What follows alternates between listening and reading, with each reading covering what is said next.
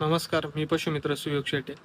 तर रोजच्या जीवनामध्ये गाई संगोपन करताना बऱ्याच अडचणींचा सामना हा शेतकऱ्यांना करावा लागतो. पण गाई संगोपन करायचं म्हटलं, की कामगार लावून बाहेरून माणसं आणून गाई संगोपन हे होत नसतं, दूध उत्पादन हे होत नसतं.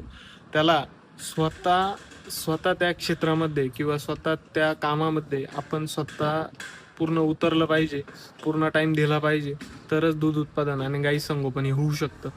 तर माझा पहिला मुद्दा हाच राहील, की जर तुम्हाला गाई संगोपन करायचं तर स्वतः तुम्ही जेवढं गाई संगोपन करू शकता. जर तुम्ही 5 गायांचं गाई संगोपन हे करू शकता, तर तुम्ही 5च गाया घ्या. उगाच 50 गाया घेऊन 2 माणसं आणायची आणि त्यांच्यावर डिपेंड राहून गाई संगोपन करायचं.